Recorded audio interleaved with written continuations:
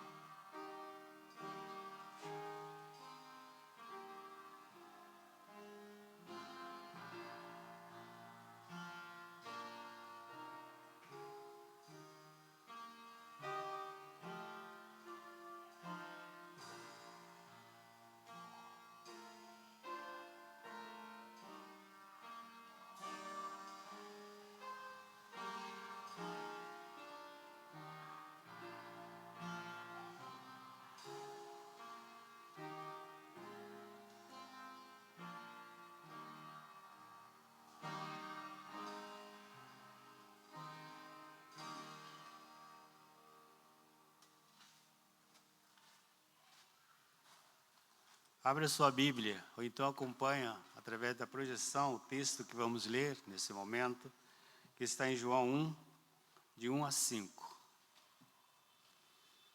Vamos ler alternadamente? No princípio era o Verbo, e o Verbo estava com Deus, e o Verbo era Deus.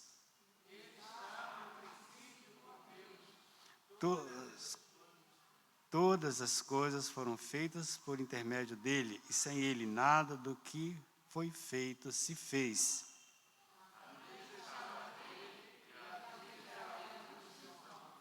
Vamos ler juntos? A luz resplandece nas trevas, e as trevas não prevaleceram contra ela.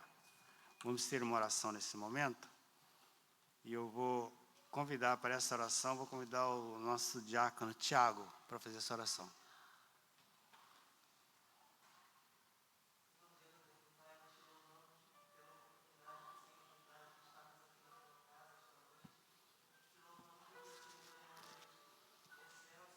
Amém, Senhor Deus.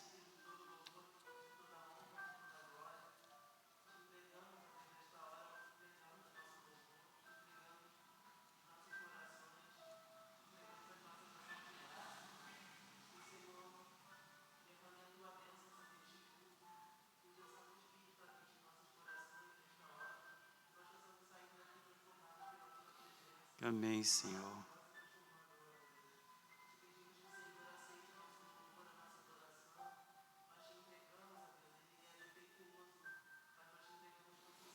Verdade, Deus.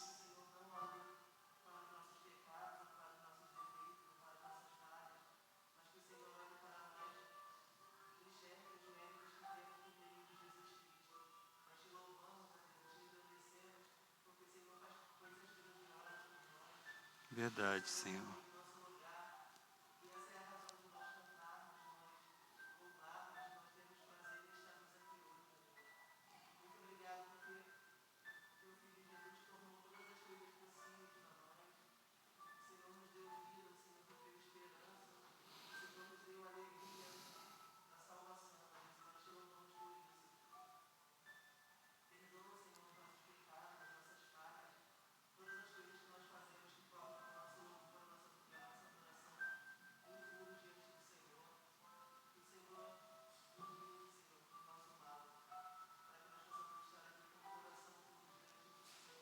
Amém, Deus.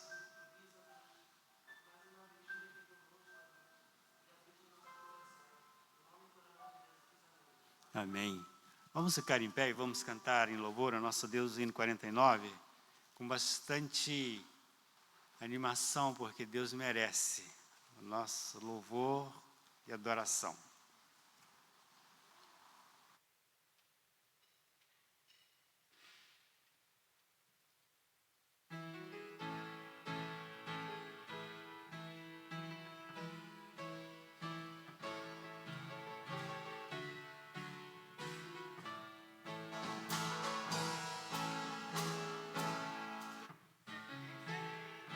Muito vitorioso, Cristo Jesus, o Senhor, é soberano, é bendito, em tudo Ele é vencedor, Ele supremo guiando, todos avante, pois crentes, todos lutar e vencer. Não é dos fortes a vitória, nem dos que correm melhor, mas dos fiéis e sinceros que seguem junto ao Senhor. No muito vitorioso, Cristo Jesus, o Senhor, suas hostes inumeráveis, seu grande império fulgor, em seu governo que mostra cuidado e amor sem igual, sempre nos ama e protege com seu poder eternal. Não é dos fortes a vitória, nem dos que correm melhor, mas dos fiéis e sinceros que servem junto ao Senhor. Sempre vencendo e muito vitorioso, Cristo Jesus, o Senhor. Reis e vassalos, servos e chefes, querem também seu favor. Senhor, desejo e te imploro que me permitas lutar sempre a teu lado invencível, até meus dias findar.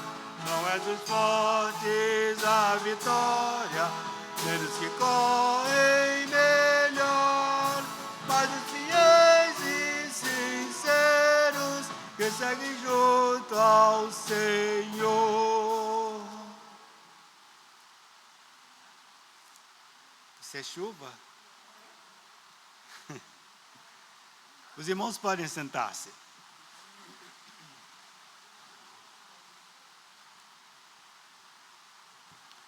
Nós vamos ler a palavra de Deus agora em Jeremias 18, de 1 a 6. E a palavra diz assim: palavra do Senhor que veio a Jeremias, dizendo: dispõe-te e desce à casa do oleiro, e lá ouvirás as minhas palavras. Desci à casa do oleiro, e eis que ele estava entregue à sua obra sobre as rodas. Como o vaso que o oleiro fazia de barro, e se lhe estragou nas mãos, tornou a fazer dele outro vaso, segundo bem lhe pareceu. Então veio a mim a palavra do Senhor: não poderei eu fazer de vós como fez este oleiro, ó casa de Israel, diz o Senhor. Eis que como barro na mão do oleiro, assim vós sois na minha mão, ó casa de Israel. E é interessante, meus amados irmãos, que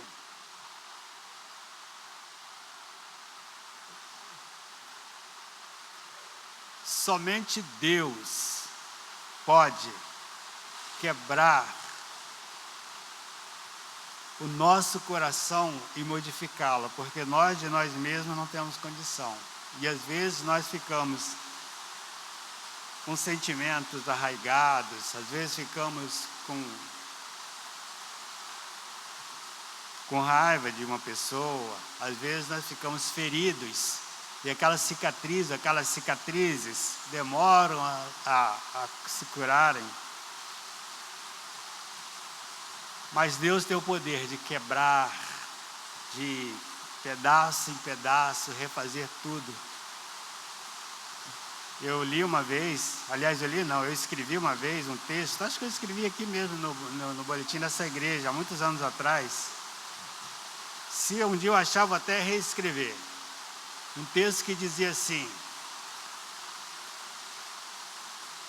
os cacos nas mãos de Deus. Os cacos na mão de Deus. Então eu estava mostrando naquele texto que Deus pega os cacos de nós mesmos, quando nós estamos quebrados, esmunhaçados, quando nós estamos esmiuçados, enfim, por alguma situação, Deus pega cada caco daquele, ajunta de novo e nos torna outros. Este é o efeito do sacrifício de Cristo na cruz do Calvário. Porque ele também foi injustiçado, ele também foi mal entendido, ele também foi perseguido, ele também foi crucificado, sem nenhum motivo, única e exclusivamente porque assumiu os nossos pecados.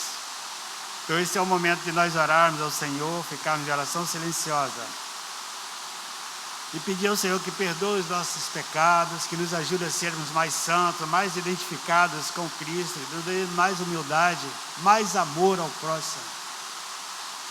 Jesus falou: se nós amarmos apenas aqueles que são simpáticos a nós, aqueles que nos amam, não estamos fazendo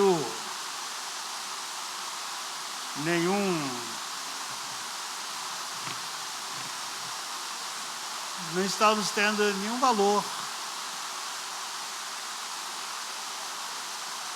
A virtude está naquele que ama, que consegue amar os seus inimigos, aqueles que não merecem.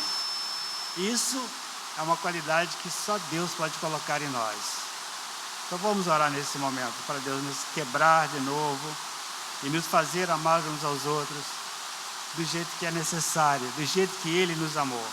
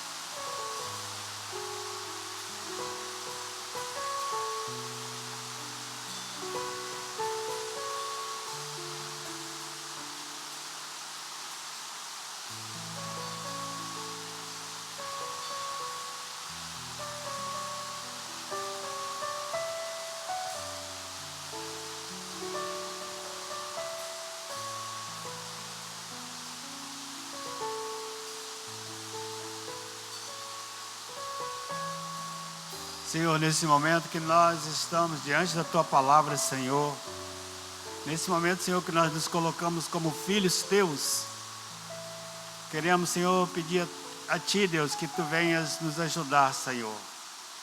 Que se por acaso, Deus, o nosso coração esteja enrijecido, empedernido, Senhor, com dureza, Senhor, tira de nós, ó Deus, a dureza de coração.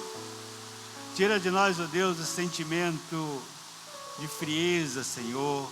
Tira de nós, ó Deus, o sentimento de distanciamento uns dos outros, Pai. Dá, Senhor, que nós possamos sentir no coração, Senhor, a Tua mão, o Teu poder nos alquebrando, Senhor Deus.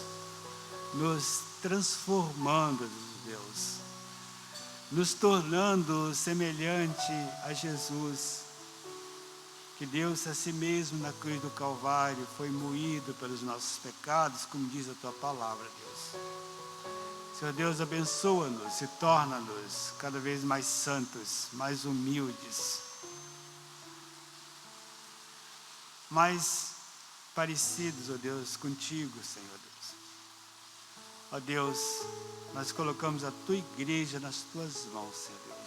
Colocamos a nossa vida, Senhor Deus, sob os Teus cuidados. Quero pedir-te a Ti, ó Deus, nesse momento Tu abençoes, Deus, os nossos irmãos que estão enfermos, ó Deus. Abençoa o César, ó Deus, irmão do Mauro, Senhor, que está numa situação delicada na sua saúde, Deus. Dá, Senhor, que se for, Senhor Deus, o Teu querer, Ele possa restabelecer, Senhor Deus. E nós confiamos, Pai, na Tua vontade, no Teu poder, na Tua intervenção, porque Tu já intervieste outras vezes em situações difíceis, ó Deus, e nós experimentamos, ó Deus, o Teu poder. E assim, Deus, nós pedimos a Ti que Tu venhas, ó Deus, abençoar o César, a saúde dele, Senhor, e restabelecer a sua saúde, Pai. Deus, abençoa também a minha cunhada, Senhor Deus. Abençoa também o Domício, Pai, meu cunhado. Abençoa a Elaine, Senhor. Abençoa, Senhor Deus, a dona Idalina, Senhor, que sente dores, Pai. Abençoa a dona Lourdes, ó Deus, seu Hélio, Senhor. Abençoa, Senhor Deus, a dona Juraci, Pai.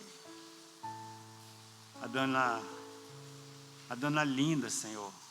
Abençoa o Marcos, Pai. Abençoa, Senhor Deus, outros enfermos, Deus, da Tua igreja que passam por situações difíceis de saúde, de várias espécies, Pai, de várias naturezas, Senhor Deus. Senhor, eu quero pedir, Senhor, que Tu também abençoes os nossos irmãos que estão viajando, Senhor, que estão retornando, Pai. O Sancler, o Mauro, Senhor. E que eles sejam guardados, ó Deus, na estrada, principalmente nessa chuva, Senhor. Que nada de mal aconteça com eles, ó Deus. Fica conosco, Deus, nesse culto. Abençoa o Teu servo, o pastor, que vai trazer-nos a mensagem, os cânticos e todas as partes deste culto, Senhor, do qual nós necessitamos tanto, Senhor, estar para adorar o Teu nome. Fala, Senhor, ao nosso coração, abençoa o nosso conselho, Senhor. Orienta, Senhor Deus, a cada um de nós do conselho, a junta diaconal, Senhor. Oh Deus, eu quero Te pedir uma bênção, Senhor, por aquelas pessoas que estavam assentadas ali fora e por outros que ainda vão estar assentados ali fora, Senhor. Quem sabe agora, Senhor Deus, enfrentando esse tempo, essa chuva, Senhor. E nós sabemos que ninguém fica numa fila de um dia por outro, Senhor, para uma bolsa de alimento, sem que não esteja com uma grande necessidade, Senhor Deus. Por isso eu peço a Ti, Senhor, que Tu abençoes essas pessoas, Senhor Deus, que Tu coloca, Senhor Deus, no seu coração esperança de vitória, Senhor, que elas saibam, Deus, que Tu és o Deus da solução, principalmente da solução para a alma de cada uma delas, Senhor Deus. Fica conosco, Deus, abençoa-nos e perdoa-nos, ó Deus. Mais uma vez Te pedimos em nome de Jesus. Amém, Senhor.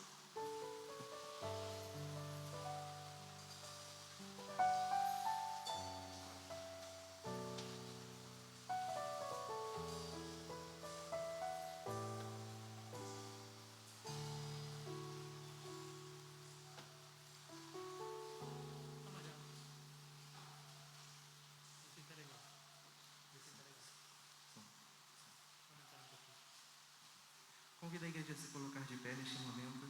Nós vamos cantar 3 cânticos de louvor a Deus. Vamos louvar ao Senhor juntos. Acho que são cânticos que todos conhecem.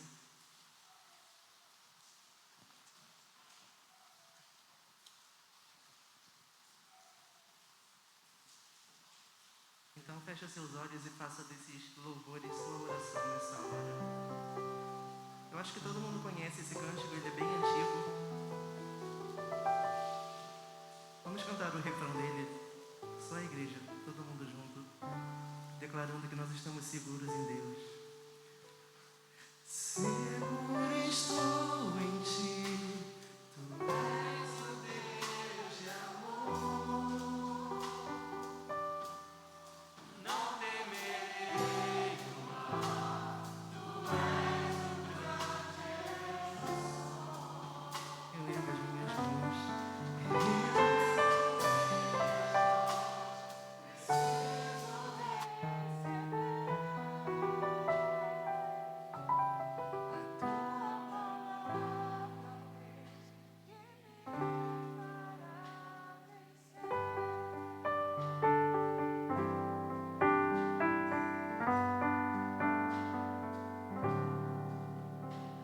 Entrego a ti a minha oração, pois tu és Senhor, fonte de águas vivas que há em mim. És a minha esperança, eu descanso em ti. Posso confiar que a vitória está por vir. Seguro estou em ti, tu és o Deus de amor. Eu não temerei o mal, tu és o grande eu sou. Eu ergo minhas mãos, preciso receber a tua palavra, Deus, que me fará vencer.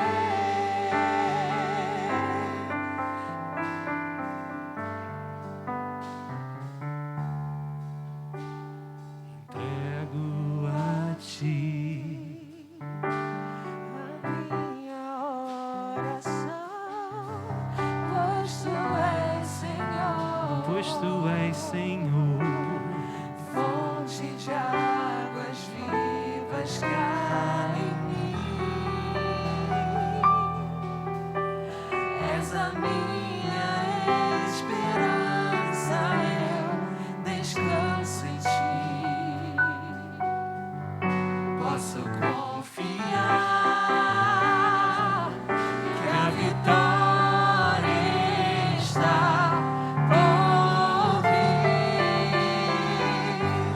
Seguro estou em ti,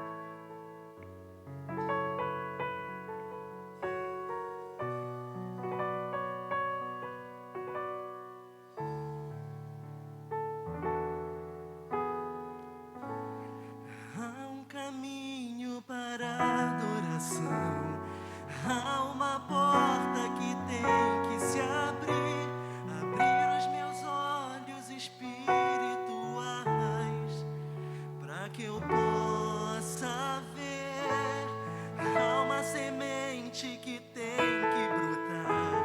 Existem vontades que têm que morrer, morrer para o mundo e viver para Deus. E o adorar, adorar a Deus, viver no seu altar, adorar a Deus e me entregar, adorar a Deus, viver no seu altar, adorar a Deus e me entregar.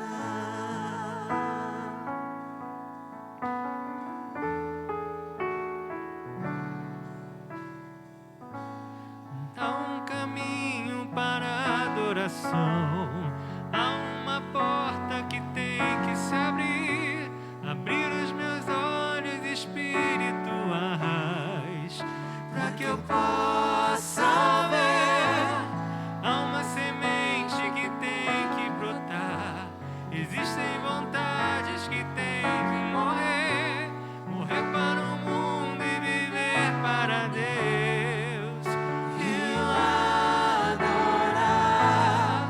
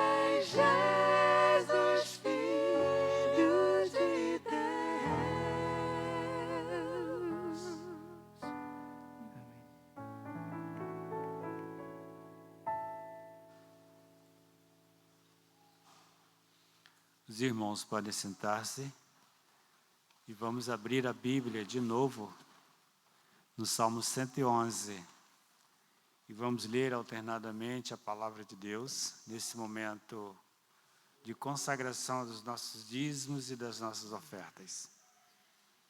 Vamos ler então alternadamente? Aleluia!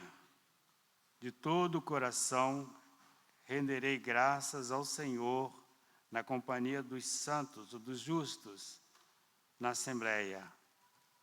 Grandes são as obras do Senhor, consideradas por todos os que nela se comprazem. Em suas obras há glória e majestade, e a sua justiça permanece para sempre. Ele fez memoráveis as suas maravilhas. Benigno e misericordioso é o Senhor. Dá sustento aos que têm fome. Lembra-se sempre da sua aliança.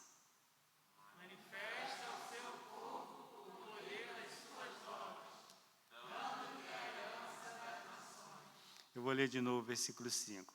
Dá sustento aos que o temem. Lembrar-se-á sempre da sua aliança. Leia o versículo 6. Manifesta ao seu povo o poder das suas obras, dando-lhe a herança das nações. As obras de suas mãos são verdade e justiça, fiéis todos os seus preceitos.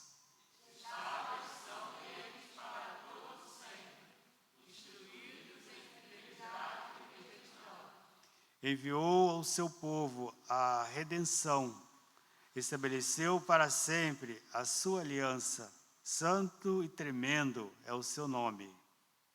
O temor do Senhor é o princípio da sabedoria, revela a prudência a Todos os que o praticam, o seu louvor permanece para sempre. Amém. Vamos então agradecer a Deus a sua providência e agradecer a Ele, porque Ele tem nos despertado para sustentar a sua obra. Deus disse assim: trazei todos os dízimos à casa do tesouro para que haja mantimento na minha casa. Então vamos chamar o nosso diácono de plantão para orar.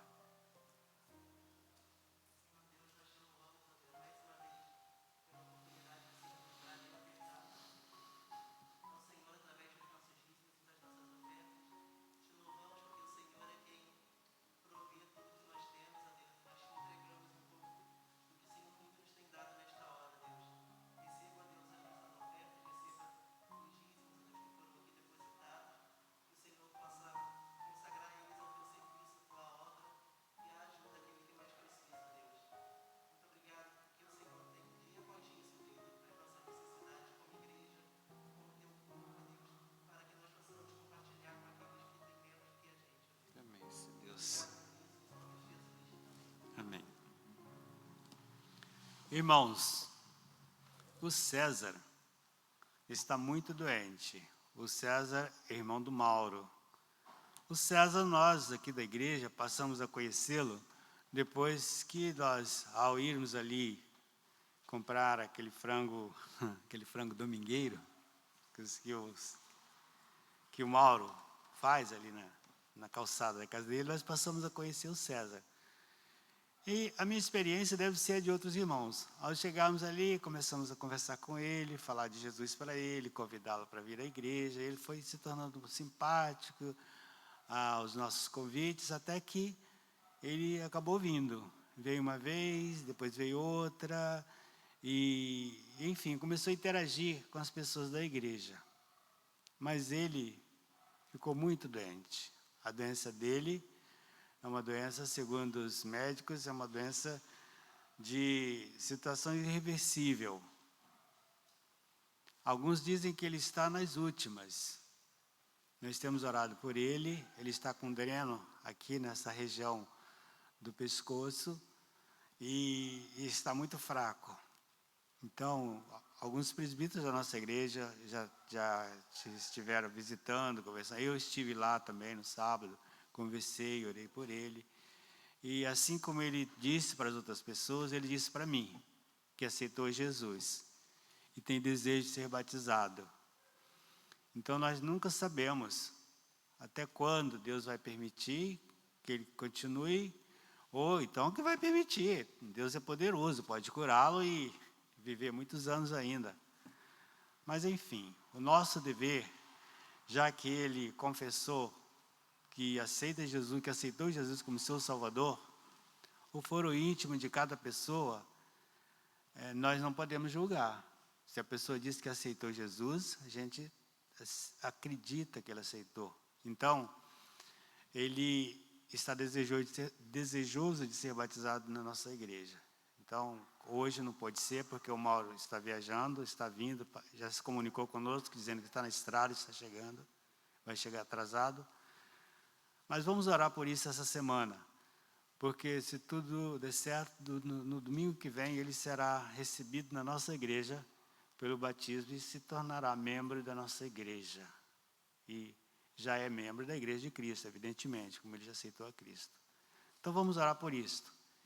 Isto é uma grande bênção que a igreja recebe de Deus, de poder ser canal de ajuda, de encaminhamento para uma pessoa que já aceitou Jesus Cristo. Vou passar a palavra para o nosso pregador, reverendo Anderson, jovem pastor eleito da nossa igreja. Eu estou sorrindo, viu, Anderson?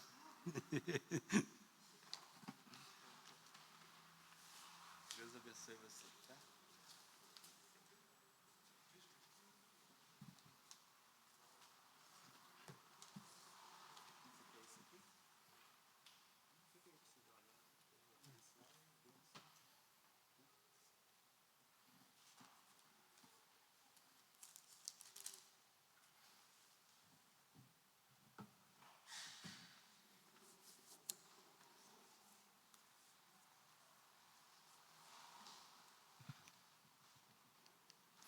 Boa noite. Por favor, abra sua Bíblia no Salmo 96.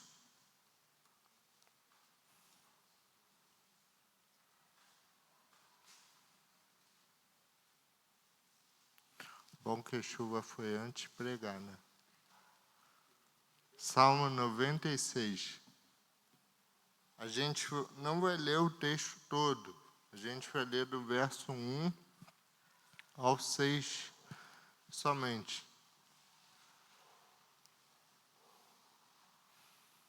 Salmo 96, do 1 ao 6. Diz assim a palavra do Senhor. Cantai ao Senhor um cântico novo. Cantai ao Senhor todas as terras. Cantai ao Senhor, bendizei o seu nome. Proclamai a sua salvação dia após dia. Anunciai entre as nações a sua glória, entre todos os povos as suas maravilhas. Porque grande é o Senhor e muito digno de ser louvado. Temível mais que todos os deuses, porque todos os deuses dos povos não passam de ídolos, o Senhor, porém, fez os céus.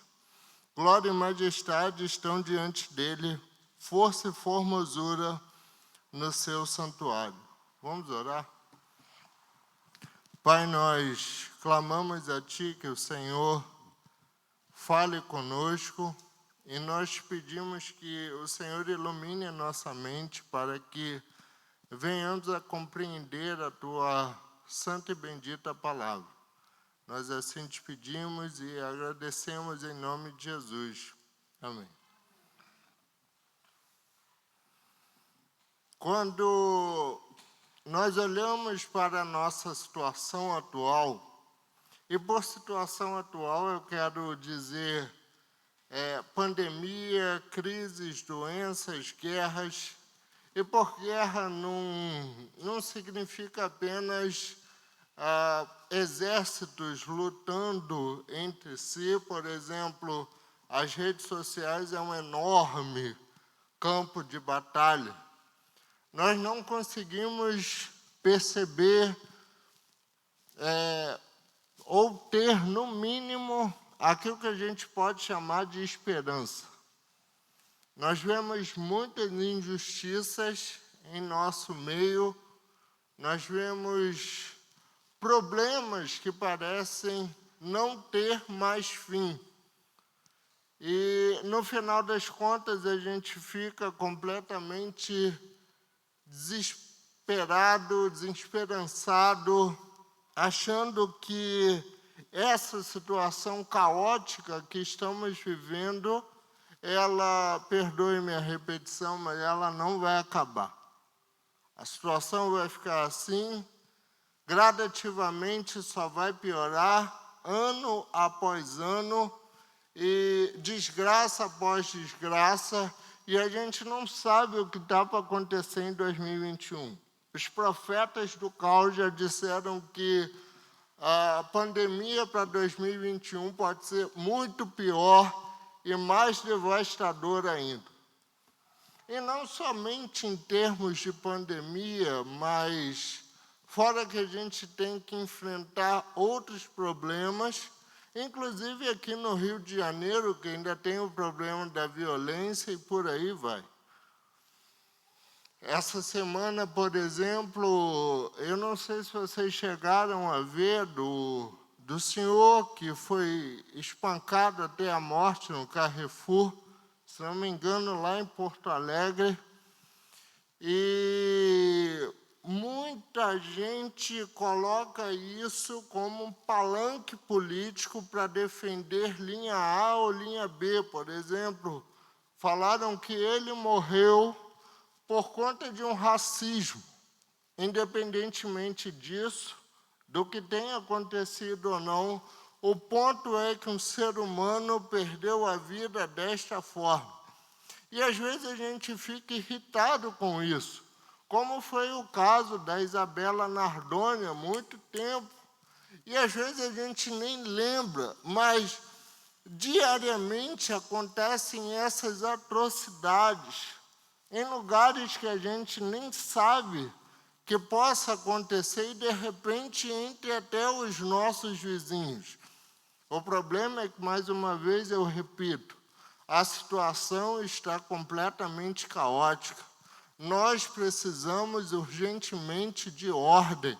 Nós precisamos urgentemente de justiça. Precisamos urgentemente de paz. A pergunta é: onde está a ordem? Onde está a justiça?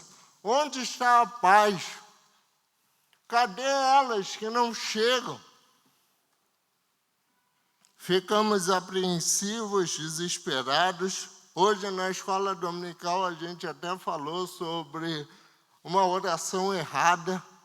E talvez orar de modo errado para Deus hoje seria falar assim: Senhor, por que o Senhor não está fazendo nada frente a este mundo que parece que caminha para abismo em cima de abismo, como diz o Salmo 40. Já que eu falei de racismo, eu vou citar um pastor que eu conheço, que ele evidentemente é negro, e na quinta-feira à noite ele postou algo nas redes sociais falando sobre o Dia da Consciência Negra. E uma coisa que ele falou não me revoltou, mas eu não compreendi muito bem a forma como ele colocou. O ponto era o seguinte: ele colocou no mesmo balaio de gato Martin Luther King Jr., Malcolm X e Mahatma Gandhi. Disse que o Luther King é um pastor presbiteriano, é um pastor protestante, é um pastor protestante, Malcolm X era muçulmano e Gandhi era hinduísta. O ponto é que, nesse trecho do seu texto, é como se ele estivesse dizendo que ser negro é mais importante do que a religião que você professa. E muitas vezes nós defendemos uma classe ou uma linha de raciocínio ou um ponto de vista como se isso fosse mais importante do que a religião que professamos. No final das contas, se você defende A ou B, esta é a religião que você professa. E talvez este seja o motivo pelo qual não conseguimos encontrar a tal ordem, a tal justiça e a tal paz, como falei anteriormente. A pergunta que eu quero apresentar para vocês neste exato momento é: o que isto tudo que acabo de dizer tem a ver com o texto que acabamos de ler? Exatamente tudo. E nos 6 versos que nós lemos, nós devemos prestar atenção numa expressão que aparece no verso 1, que é a expressão cântico novo. A expressão cântico novo dá o sentido e o real significado a todos os 6 versos que a gente lê. O salmista, ele vira e diz assim: cantai um cântico novo, é um imperativo. Ele não está falando, por favor, cante um cântico novo. Ele não está falando assim, olha, se der tempo, cante um cântico novo.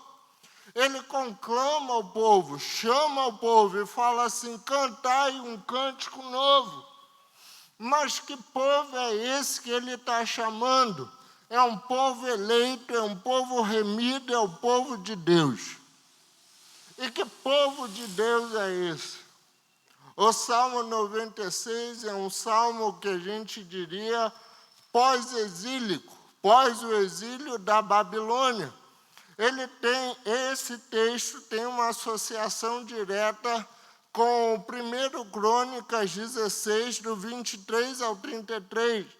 Ele tem uma associação direta com Isaías 42, do 1 ao 12.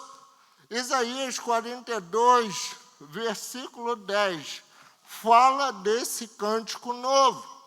Isaías 42, do 1 ao 12, fala de um homem que virá para trazer justiça, paz, e que manifestará a glória de Deus.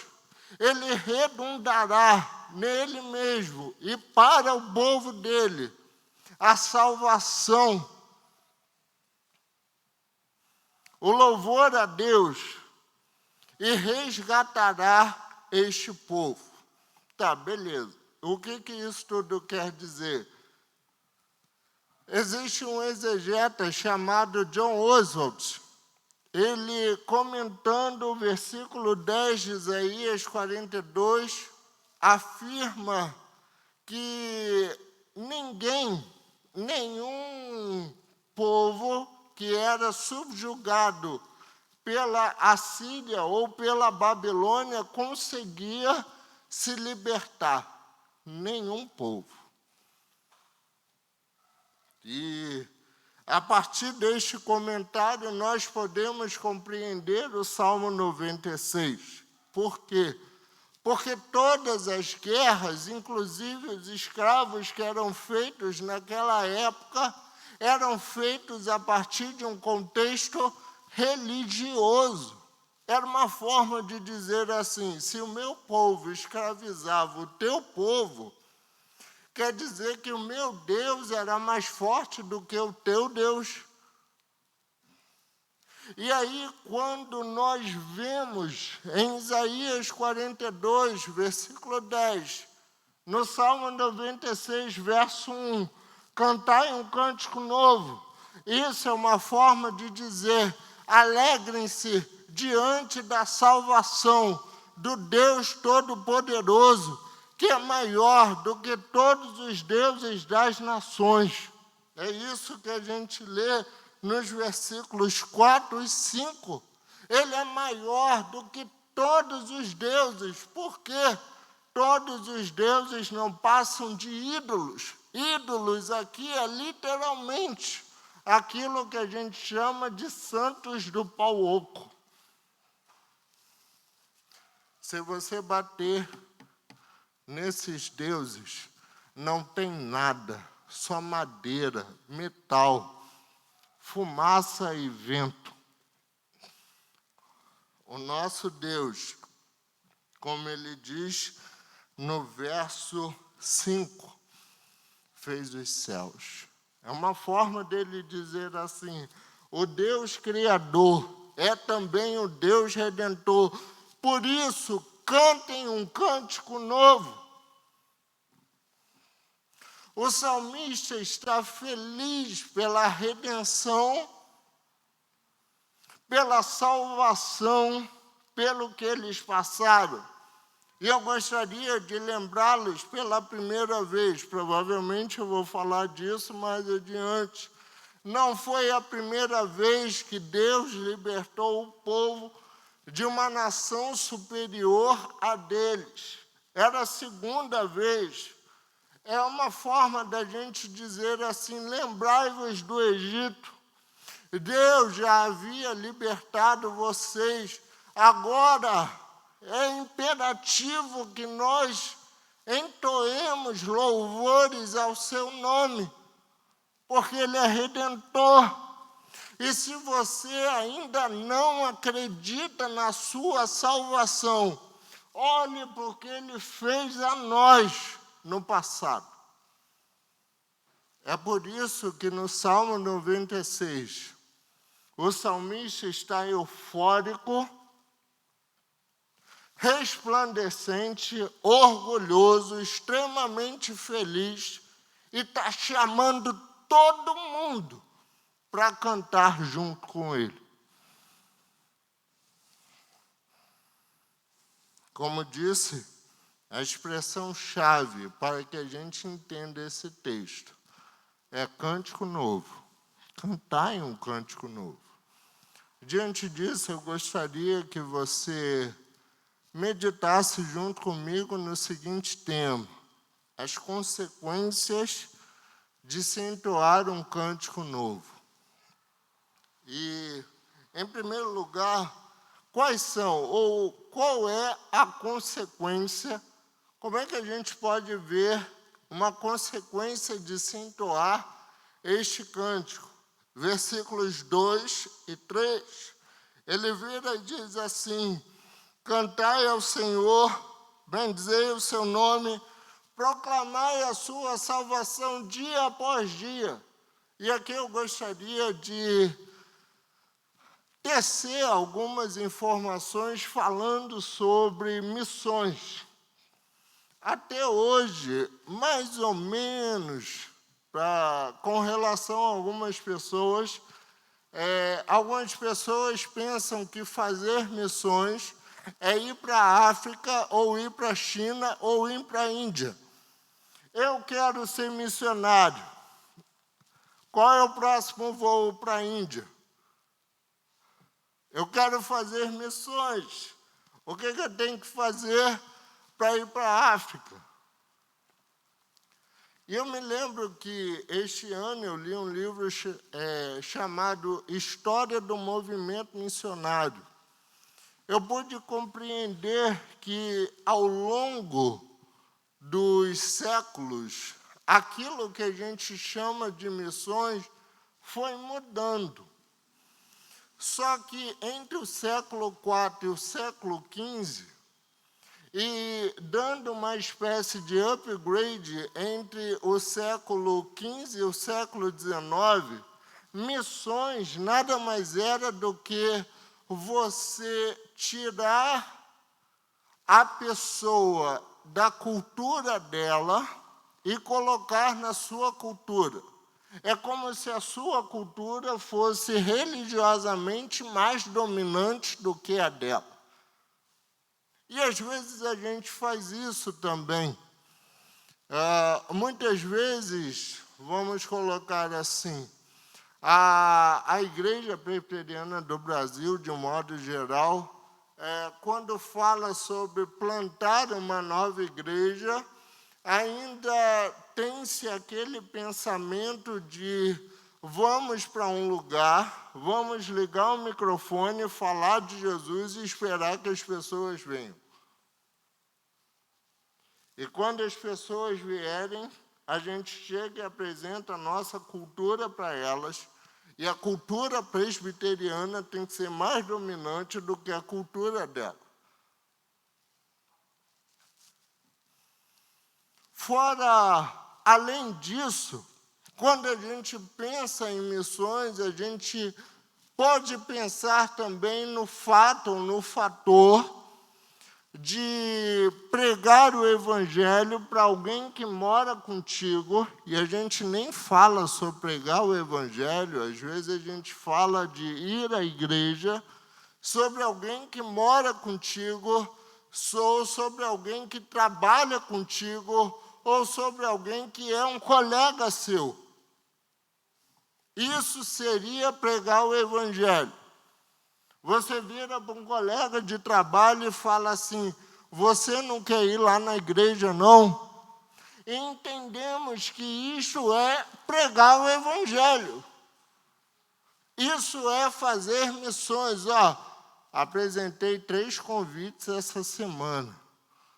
Falei de Jesus para o meu vizinho, estou animado. E, normalmente, a nossa visão sobre falar de Jesus é: Jesus morreu por você. Sabia que Jesus te ama?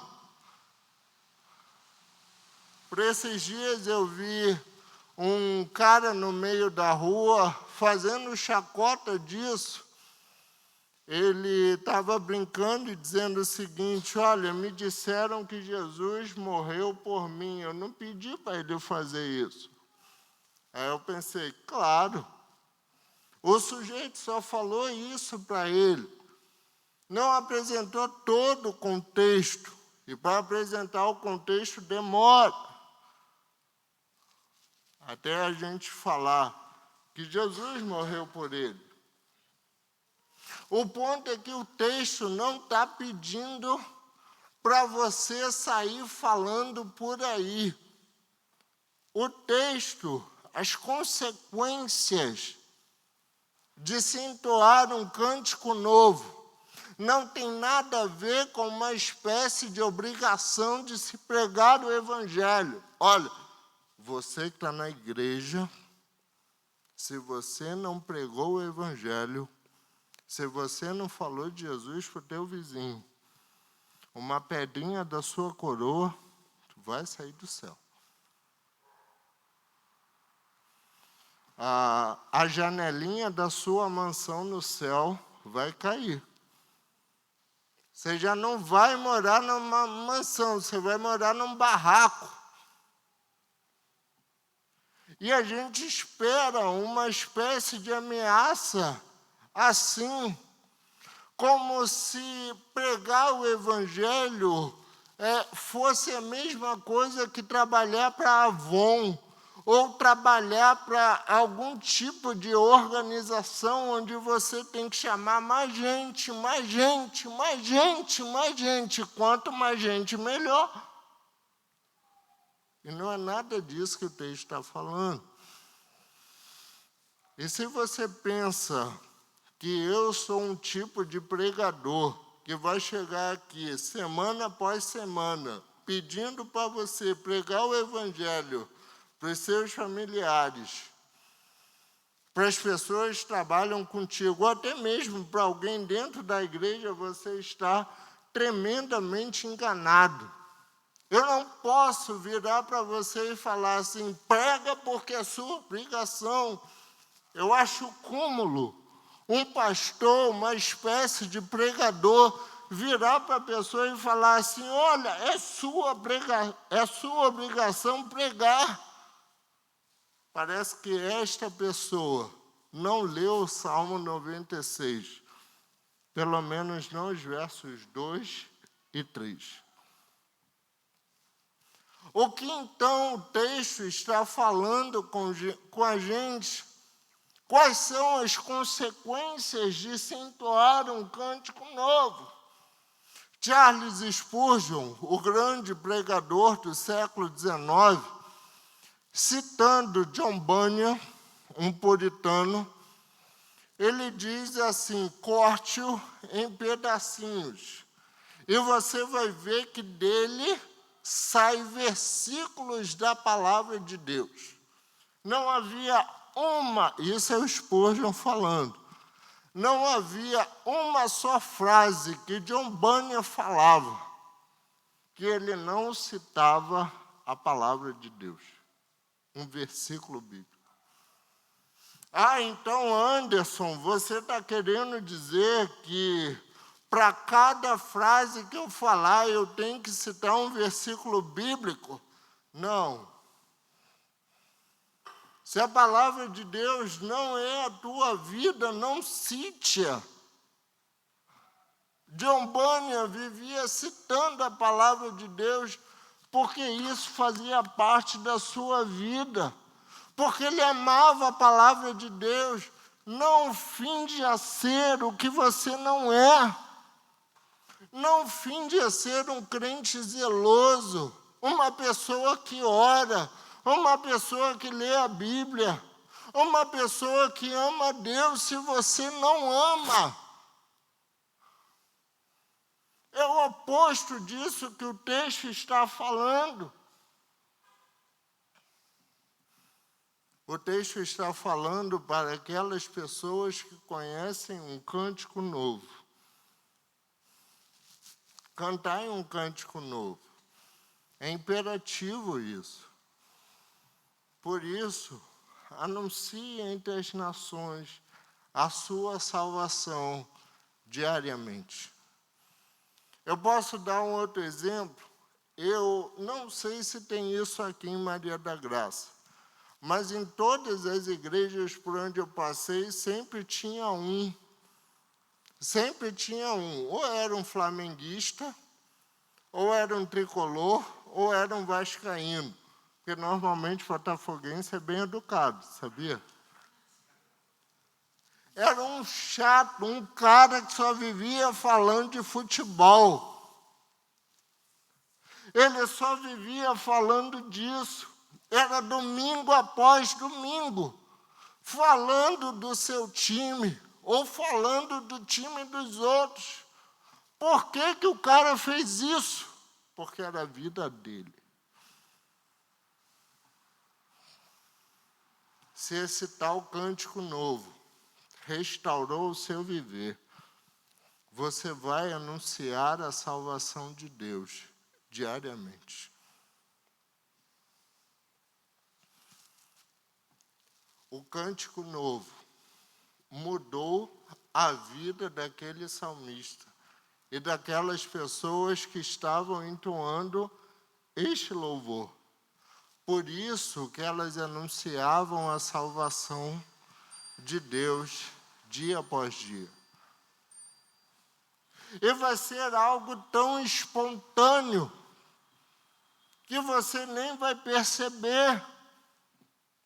Você já parou para pensar que a gente tem que perder o nosso tempo num púlpito, numa escola dominical, num estudo bíblico, para ter que incentivar uma pessoa a pregar o Evangelho?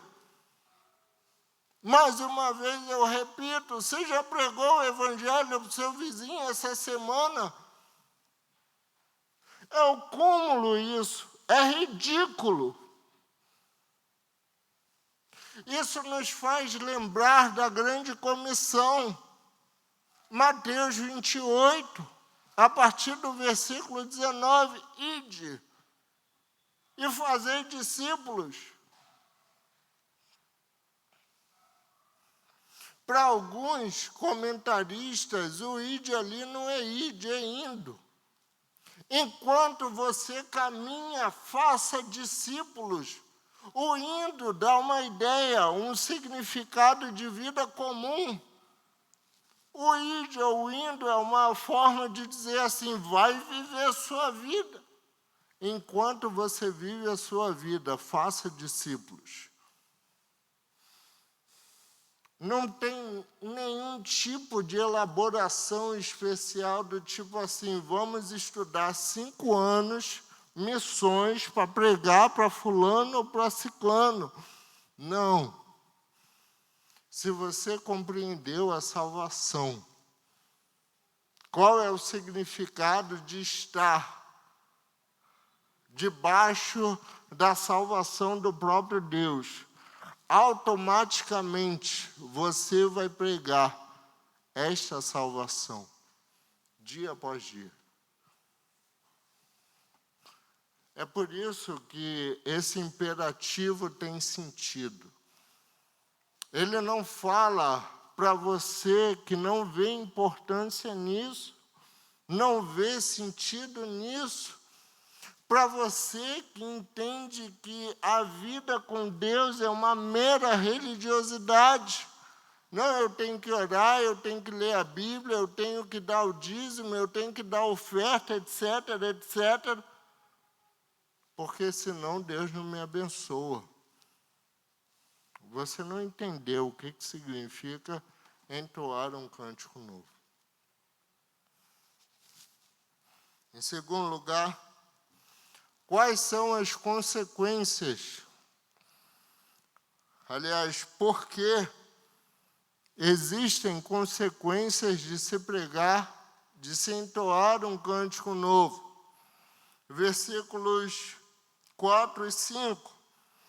Porque grande é o Senhor, porque Ele é mais temível do que todos os deuses, porque todos os deuses dos povos não passam de ídolos. Quando você conhece o próprio Deus, quando você conhece o próprio amor, todo o resto já não tem mais sentido. Quando você conhece o verdadeiro Deus, todo o resto é idolatria. E a gente diariamente mergulha, nós nos mergulhamos. É assim que se fala?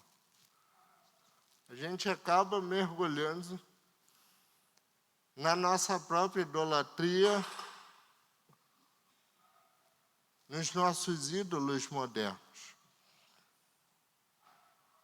Nós pensamos que sexo, sucesso, fama, dinheiro, aparências, tudo isso vai nos dar satisfações, tudo isso vai nos dar a verdadeira satisfação, a verdadeira alegria. E buscamos mais e mais contentamento nessas coisas, nos nossos ídolos modernos.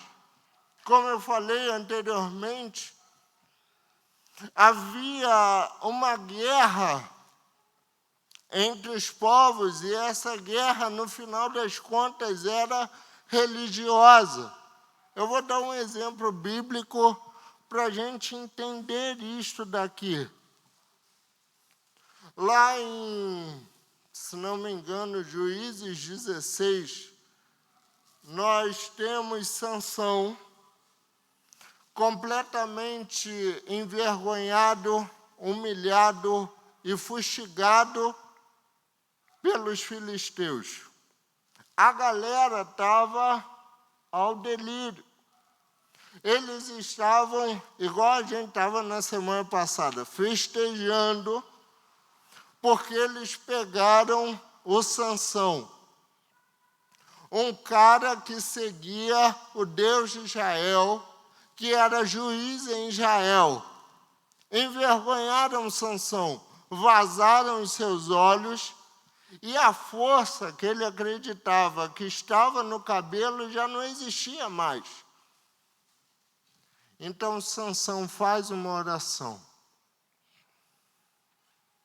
E a oração de Sansão, se não me engano, Juízes 16, 28.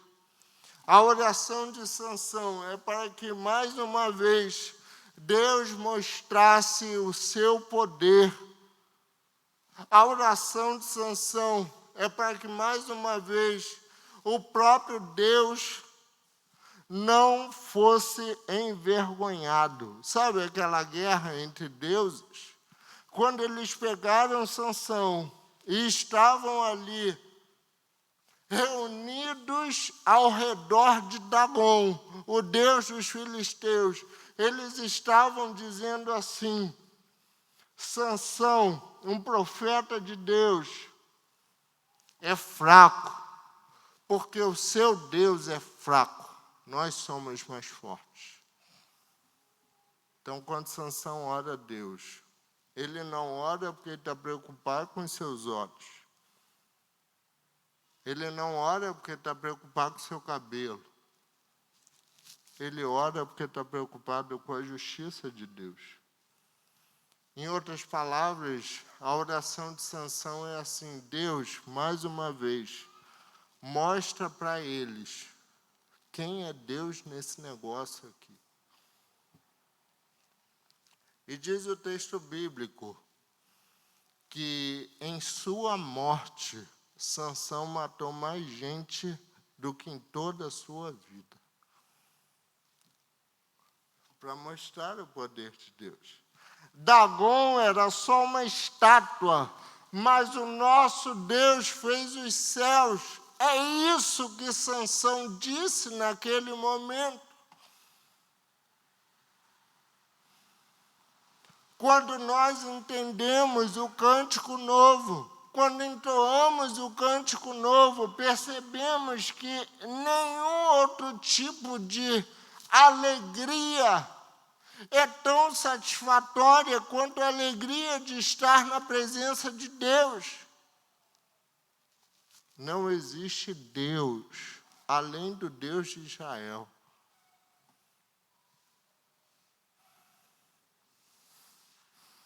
João Calvino afirma que a imaginação do homem é uma perpétua fábrica de ídolos. E nós estamos fazendo ídolos diariamente. Sabe por quê? Porque nós entendemos diariamente que várias outras coisas podem nos dar a alegria necessária que só Deus pode dar. O filósofo Blaise Pascal diz que no nosso coração tem um buraco do tamanho de Deus, porque só Deus pode preenchê-lo. A gente vai buscar em outras coisas, em outras informações, em outras pessoas, em nós mesmos. E nós não conseguiremos encontrar essa tal felicidade, essa tal alegria, essa tal satisfação. O Senhor, porém, fez os céus. Porque todos os deuses dos povos não passam de ídolos. E ninguém é tão grande quanto o nosso Deus. É por isso que entoamos um cântico novo. Em terceiro e último lugar, onde nós podemos entoar este cântico novo? O verso 6 diz assim: glória e majestade estão diante dele. Força e formosura no seu santuário. E qual é o santuário de Deus? Essa é uma boa pergunta. Já parou para pensar nisso? Onde fica o santuário de Deus? Na verdade, o verso 6 está falando sobre a corte real de Deus. O verso 6 está falando o lugar onde nós podemos encontrar o nosso rei, onde nós podemos reverenciar o nosso rei, onde nós podemos encontrar a sua realeza. E que lugar é esse? A terra. Todos os deuses precisam de um templo. E dentro desse templo, eles precisam da sua imagem. Deus é o único que faz da terra o seu templo e faz do ser humano a sua própria imagem. Nós somos a imagem de Deus aqui, e quando nós olhamos para o céu, nós podemos compreender o sentido da vida. Porque existe um Deus Criador e que mantém toda esta vida. Ele é o dono de ordem, de justiça e de paz. É nele que podemos encontrar todo o sossego e a esperança necessários. Por isso que a glória e a majestade estão diante dele. Nós podemos passear pela terra. Nós podemos nos olhar no espelho. Nós podemos nos reunir como igreja e reconhecer que Deus está aqui. Vocês entenderam isso? A grandeza do que significa isso? Por isso, cantem ao Senhor um cântico novo. A pergunta é, o que é esse cântico novo? Afinal de contas, que música é essa que parece que não tem letra? Talvez alguém possa apresentar um acorde com notas musicais, só está faltando a letra. Qual é a letra? Para que a gente entenda realmente o significado do cântico novo, precisamos olhar para a nossa própria vida. Antes de olharmos para a nossa própria vida, nós precisamos compreender que Deus criou os céus, a terra e tudo o que contém neles, inclusive nós. E criou o ser humano para governar sobre tudo e sobre todos, para a glória dele. No entanto, nós, os seres humanos, a galera que era responsável por toda ordem, justiça e paz no mundo, acabou se rebelando contra Deus. Em vez de confiarmos no Criador, acabamos confiando na criatura. A palavra de Deus já não tem mais sentido para nós. Por exemplo, nós vemos até hoje pastores por aí dizendo que a palavra de Deus precisa ser atualizada. Na verdade, é só uma repetição do que o diabo já disse para Eva. Vamos atualizar esse negócio aí, gente. E o nosso problema não é a atualização, aliás, esta atualização nada mais é do que uma rebeldia insana. Uma maluquice de achar que podemos e devemos viver sem o doador da vida. E assim a gente passou dia após dia vivendo como se o Deus que nos deu a vida não existisse. Isso gerou a primeira morte, como nós lemos lá em Gênesis 3, a partir do versículo 22. Deus mata um cordeiro, um carneiro, um bode, para que este servisse de roupa para Adão e Eva. Deus é o primeiro a matar. Mas ele mata por amor a Adão e Eva. Olha, eu vou tentar reconstruir a besteira que vocês fizeram. Vocês agora perceberam que estão nus, envergonhados, mas eu vou acabar com a sua vergonha. Mas aí a gente pensa que a morte vai acabar ali, mas não acaba não. Em Gênesis 4, nós vemos então um homem matando outro homem. Percebam bem, em Gênesis 3, Deus mata sim, mas mata um animal. A melhor criação de Deus, que é o ser humano, acaba matando um outro ser humano.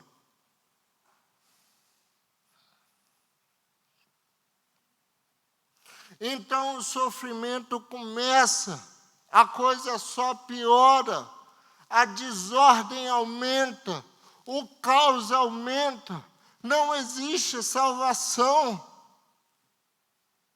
No entanto, lá em Gênesis 3,15,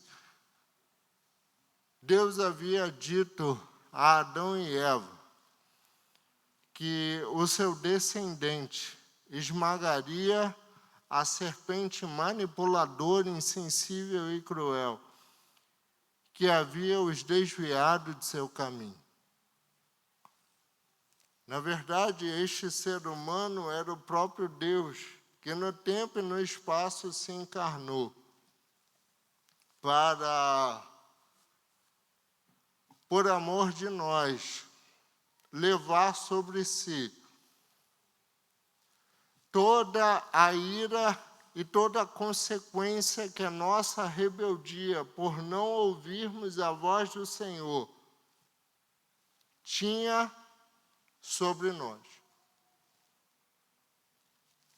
E então ele vive entre nós, passa por toda a experiência que nós passamos, sobe a cruz como um sacrifício voluntário para morrer em nosso lugar, para sofrer as nossas penalidades e dar fim a todo sofrimento, para reordenar o mundo,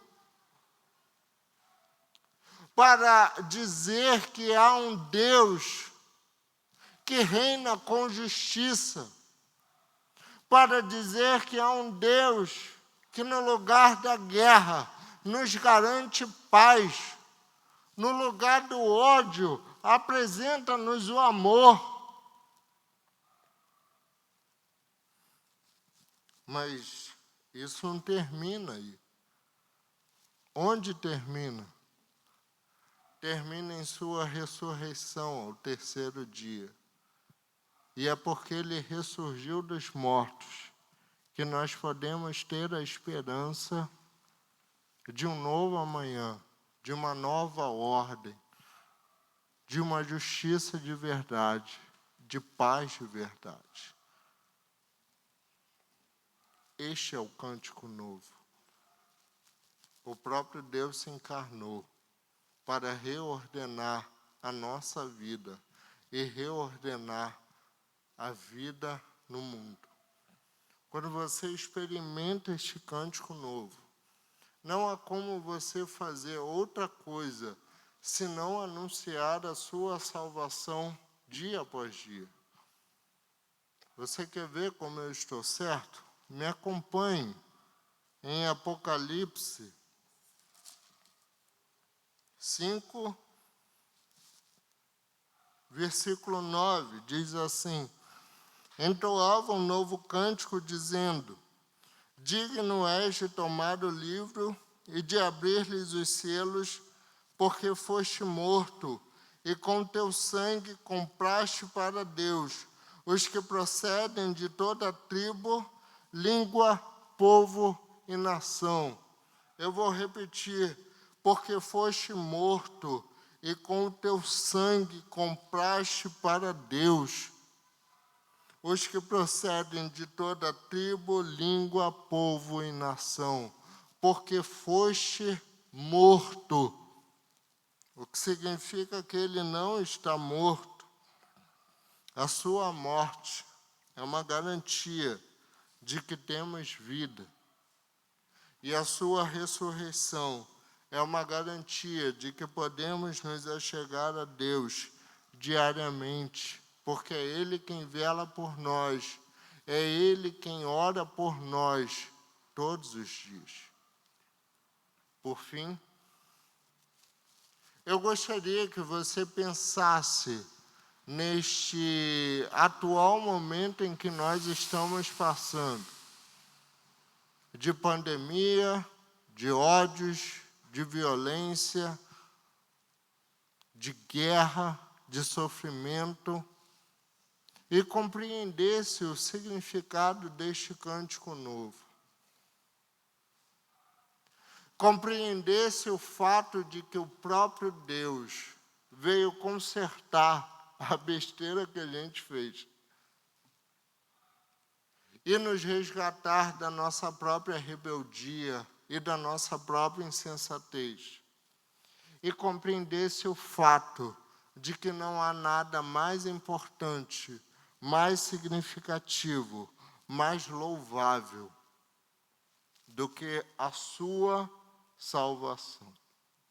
Eu gostaria de terminar este sermão lendo exatamente Isaías 42, do 1 ao 12. Por favor, me acompanhe. Eis aqui o meu servo, a quem sustenho, o meu escolhido, em quem a minha alma se compraz. Pus sobre ele o meu espírito, e ele promulgará o direito para os gentios. Não clamará, nem gritará, nem fará ouvir a sua voz na praça. Não esmagará a cana quebrada, nem apagará a torcida que fumega. Em verdade, promulgará o direito. Não desanimará, nem se quebrará até que ponha na terra o direito. E as terras do mar guardarão a sua doutrina. Assim diz Deus, o Senhor que criou os céus e os estendeu, formou a terra e a tudo quanto produz, que dá fôlego de vida ao povo que nela está, e o espírito aos que andam nela. Eu, o Senhor, te chamei em justiça, tomar-te-ei pela mão, e te guardarei, e te farei mediador da aliança com o povo, e luz para os gentios, para abrires os olhos aos cegos, para tirares da prisão o cativo e do cárcere os que jazem em trevas. Eu sou o Senhor, este é o meu nome. A minha glória, pois, não a darei a outrem, nem a minha honra às imagens de escultura. Eis que as primeiras predições já se cumpriram, e novas coisas eu vos anuncio. E antes que sucedam, eu vou-las farei ouvir. Cantai ao Senhor um cântico novo, e o seu louvor até as extremidades da terra. Vós, os que navegais pelo mar e tudo quanto há nele, vós, terras do mar e seus moradores, alcem a voz o deserto, as suas cidades e as aldeias habitadas por Quedar. Exultem os que habitam nas rochas e clamem do cume dos montes. Deem honra ao Senhor e anunciem a sua glória nas terras do mar. Amém. Que Deus nos abençoe.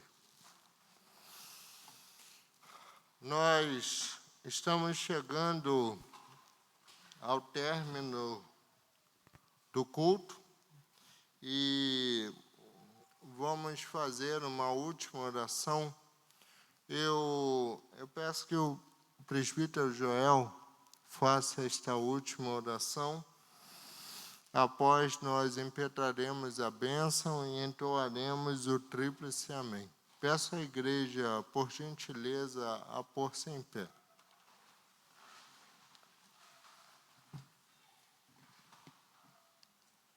Oremos. Obrigado, Deus, pelo culto que tivemos, Senhor, pelo culto que te prestamos, Senhor, porque entendemos que precisamos da Tua capacitação para isso, Senhor, porque somos falhos, Senhor, não somos capazes, Senhor, de Te louvar como convém, de orar como convém, Senhor, mas o Teu Santo Espírito, Senhor, nos auxilia, Senhor, e nos dirige, Senhor, em direção a fazer a Tua vontade, Senhor. Obrigado, Senhor, porque pudemos aprender, Senhor, mais da Tua palavra, Senhor, ouvindo a Tua voz, Senhor, nos ensinando, Senhor. Precisamos, Senhor, anunciar, Senhor, as maravilhas, Senhor, da Tua palavra, do Teu reino, Senhor. Isso se faz de maneira natural em nossas vidas, Senhor, porque nós queremos transbordar de Ti, Senhor. Queremos viver uma vida de intimidade contigo, Senhor, a ponto de que nós nem precisemos mais pensar, Senhor, para pregar a Tua palavra, Senhor, que seja algo natural no nosso meio, Senhor, que as nossas palavras, Senhor, Sejam as tuas palavras, Senhor, que a nossa vontade, Senhor, seja a tua vontade, Senhor. Guarda a gente, orienta a gente, Senhor, dá uma semana abençoada, Senhor, na tua presença, Senhor, nos orientando, nos guiando, Senhor, nos fazendo cada vez mais parecidos com teu Filho, Senhor, que a gente pede, que a gente agradece, em nome de Cristo Jesus, amém. E que a graça maravilhosa do nosso Senhor e Salvador Jesus Cristo, o amor de Deus, o nosso Pai, e as doces e eternas consolações do Espírito Santo repousem sobre vocês e sobre todo o povo de Deus, espalhado sobre a face da terra, não somente hoje, mas pelos séculos dos séculos, até a volta gloriosa, triunfal e certa do nosso Senhor e Salvador Jesus Cristo.